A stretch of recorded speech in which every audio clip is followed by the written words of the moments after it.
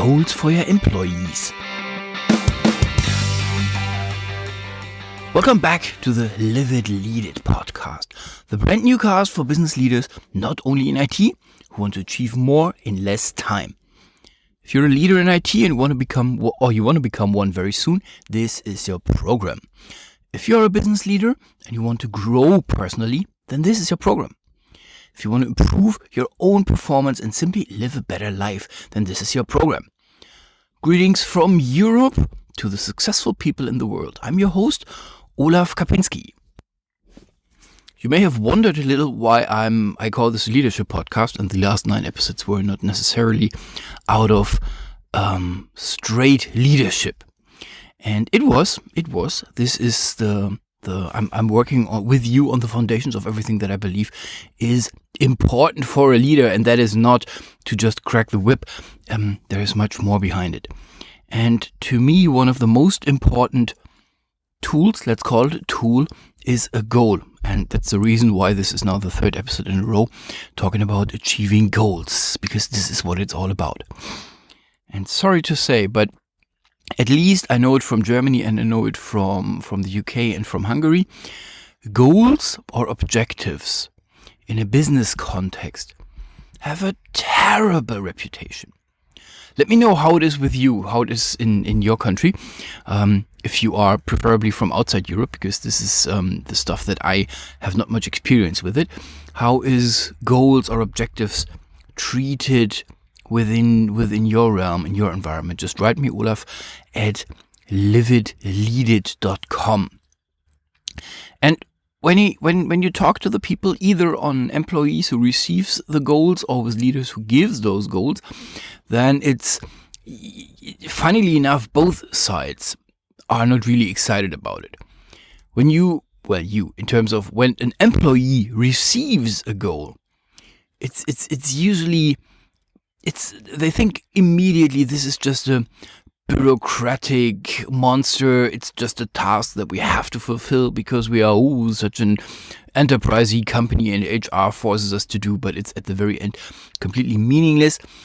Some companies are still there, sadly enough, this is 2018 now, that they connect a bonus payment with an objective that makes this whole thing completely obsolete and just brings it down. But it's in a business context, an objective it's nothing worth achieving and it's nothing worth having.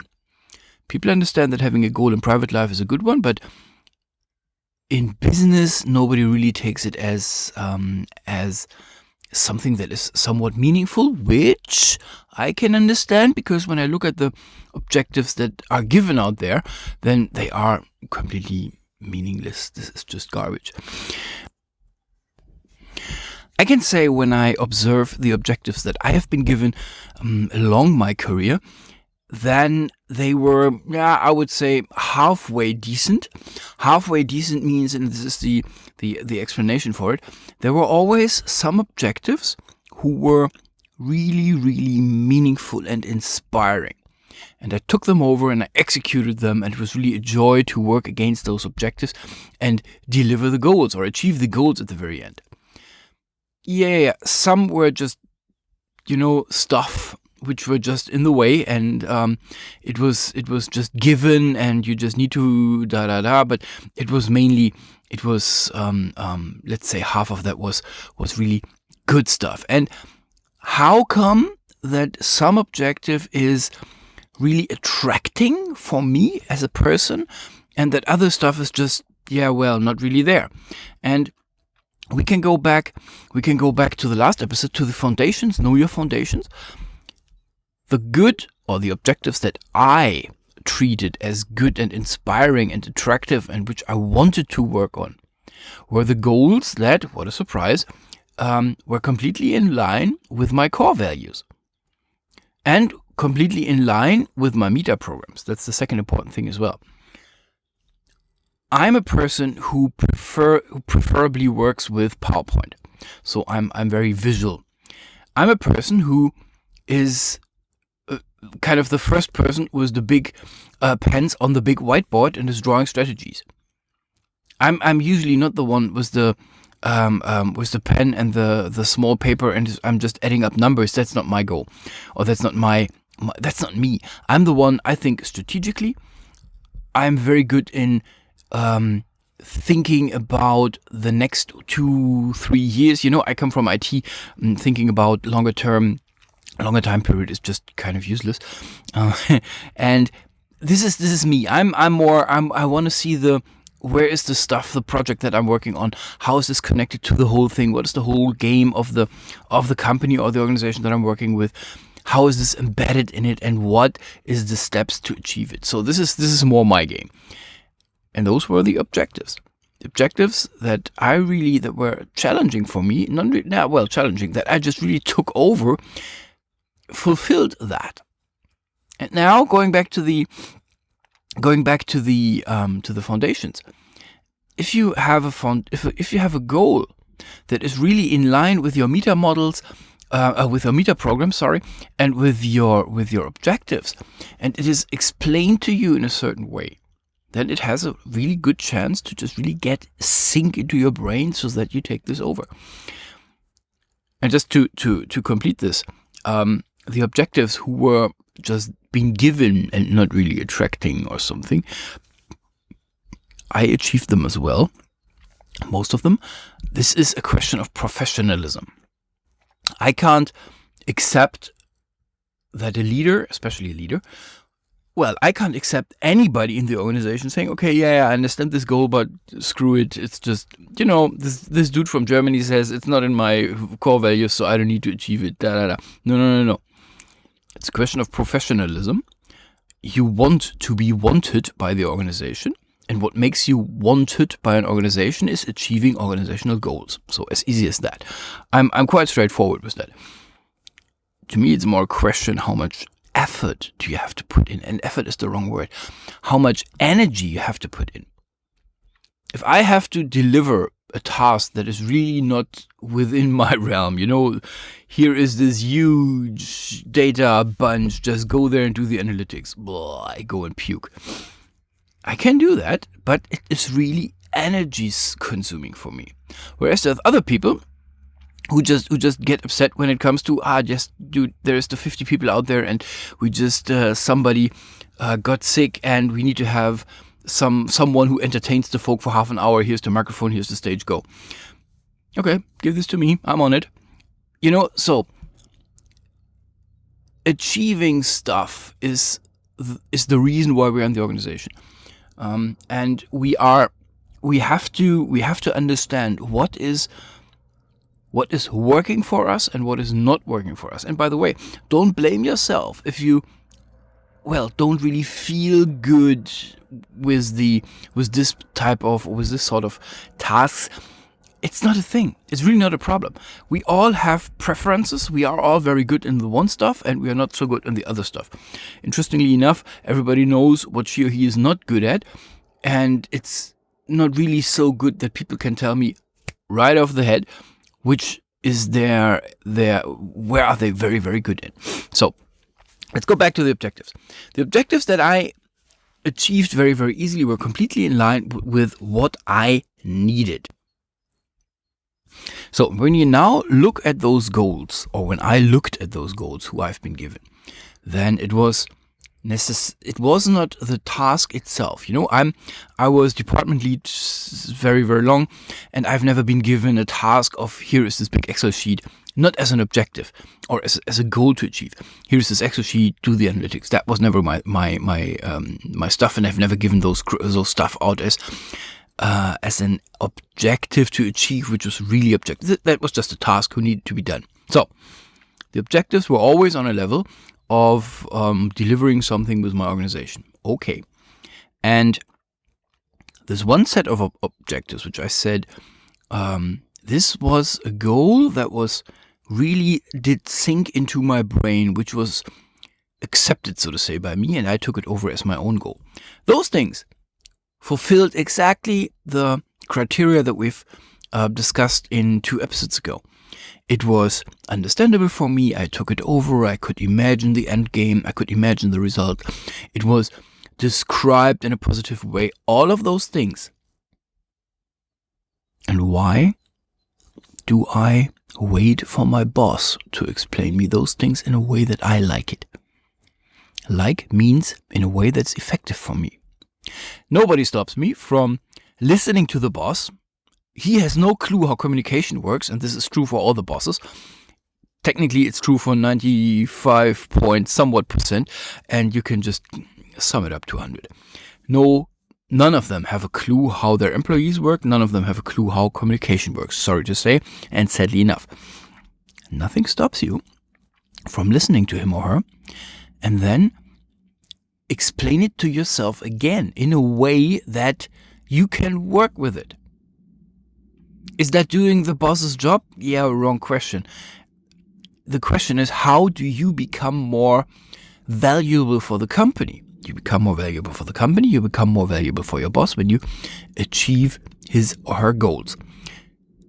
You can fulfill the goals better if you really took them over. That's the whole idea behind it. And this is what I found as a presumption for the preparation of this episode, which I need to align with you.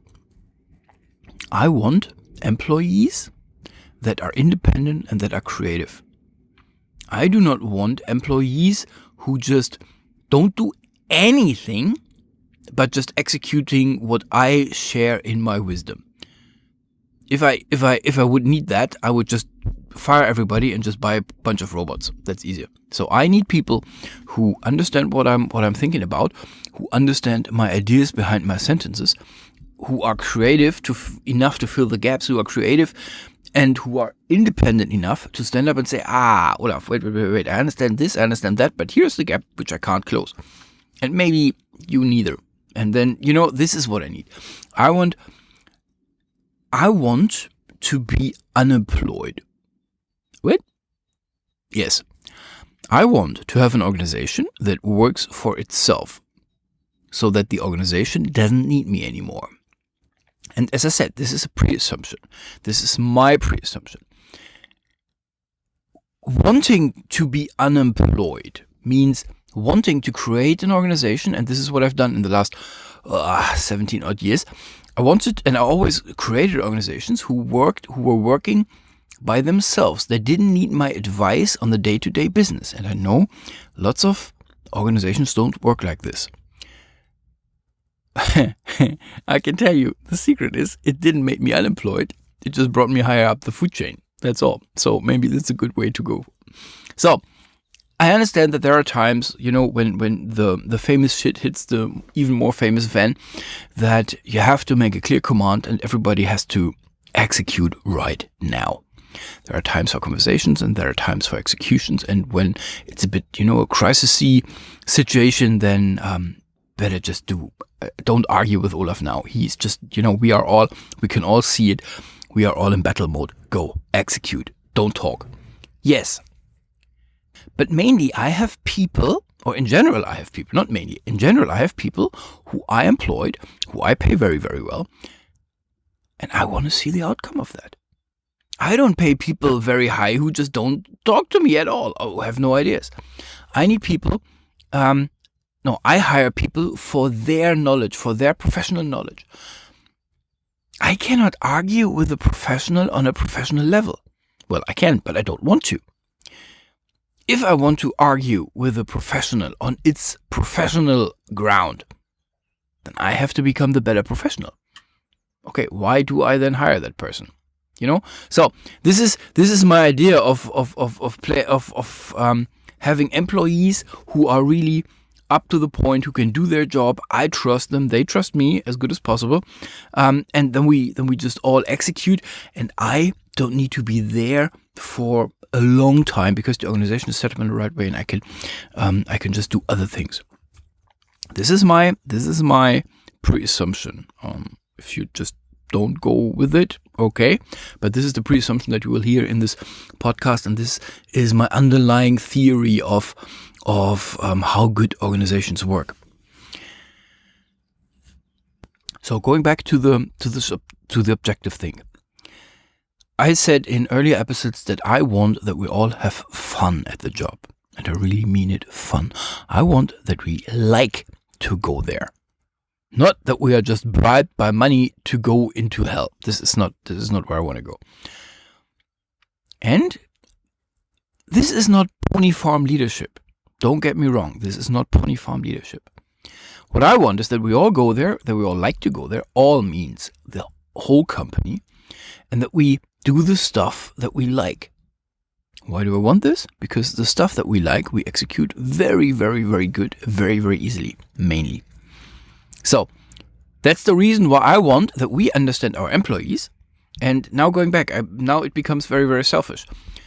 The better I understand my employees, the better I can share my own goals with them in a way that they need it, so they can execute my goals much better. This is the whole idea of it. Is it fun? Sure, it's fun. Do they like it? Sure, they like it. Is this wrong? No, it's absolutely not wrong. It's wrong for my dad. My dad is born 1938 or so. Not also. Oh! If he hears that, he just slaps me. 1938, and his view to the world is a completely different one. You can either have fun or you're at work. And I know that a whole generations of people were in that idea. Understandable, but not effective. Not effective. I want that you are successful. And you are more and more successful, the better you understand how your people tick. Because you then can bring them or give them the task that they have to execute in a way that they want to execute it. So this is, as I said, this is the idea of the podcast. Has nothing to do with this feel good and we are all so happy and nice to each other and da-da-da. No, it's not that. I want success, but to me, fun is the best path to success. So let's go back to the topic. You need to understand how your people tick, as I said, to give them the objectives that you need to achieve in a way that they can take it over. How? Exactly. How do you get to know your employees in a way that you can give them what they need? And the answer is quite simple. And it's, sorry to say, a bit too trivial maybe. Listen to them. I really mean it. Listen to them. There is no science behind it. If you are a leader, then you have to be able to deal with people. End of the sentence. Have you ever been or do you work in production? There's always the engineers who manage the production machines. And they usually know their machines. And I'm now not talking about a hammer, but I'm talking a big, rotopress, some $1 million expensive. And you just put paper at the one side and the newspaper gets out of the other side. Or you just put steel in the one and, a folded piece of a car, a hood of a car comes out of the other side. The machine. They know their stuff. They know those machines. They know how they work. They know where they have to have an eye on. If something just readjusts or has to be readjusted, they immediately know what tool they need and what bolt they have to turn. And I know nowadays it's more what program they have to adjust or what parameters they have to adjust. And they know which parts of the machine you just don't need to look at it for a week or so because it's stable enough. They know their engine. They know their machines.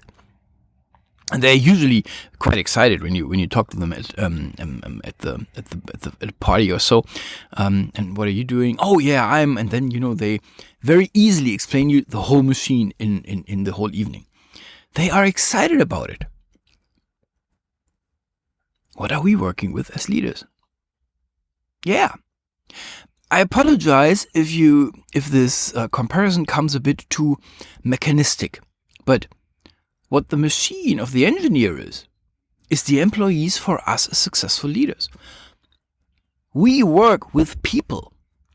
That means that we have to be interested in people. Sorry to say, but if you don't give a fuck about people, then you cannot become a good leader. It's not possible. In theory you can, but it would be extremely energy consuming for you. So, my assumption is you like people. If you like people, then you talk to them. Lots of leaders make the mistake and they talk. My advice is shut up and listen to them.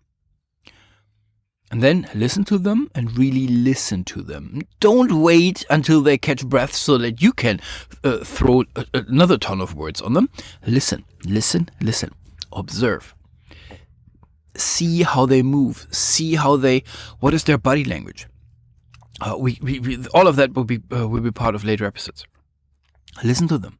Listen to what they do outside of work. Do you know who has what hobby? Do you know the name of the spouses? Well, if not, you missed something. You have to know that. When I say you have to know that, then I don't necessarily say you have to know it in brain, because I can't memorize, I don't know, the whole CVs of 30, 40, last time 50 people. But I have Outlook, and Outlook has a note field, and this note field was full the whole time. So I had to know birth date of the spouses, the names, very obviously, kids, all of that. Everything that I got, I just wrote down there. And before we met, I just scanned through it. I was top notch. So this is how I recommend to do that. Then you understand, then you get close to the people, then you understand what do they really need. And then you can change a little. We were talking about change in this podcast. Then you can you can adjust your sharing or your explanation of the goal that the employee has to achieve in a way that she or he can take it over very easily. You know the saying that the worm doesn't need to attract the fisherman, but it has to attract the fish? Here you go. That's exactly that. I don't care if you like worm. That's the wrong question. You adjust your sharing of the goals with the people in a way that the people can take it over. Sounds quite easy, and when you, well, how can I say this? When you make this a little sport, then it becomes very easy, because it's really funny. It's really funny to see how your people act and react when you say what. Language is one of the mightiest swords that we have, well, at all developed in history. So many leaders have no clue how communication works. It's really pathetic. So many leaders just still think when I command, they have to obey. Yeah, okay. Enjoy, have fun with that. This is 21st century. Doesn't work anymore. So next episode will presumably a video episode. I really try to make it a video, and then I share a good list of points, a sequence of points with you, how to bring your own objectives into the brains of your employees. That's it for now. Have a very good time, and bye for now.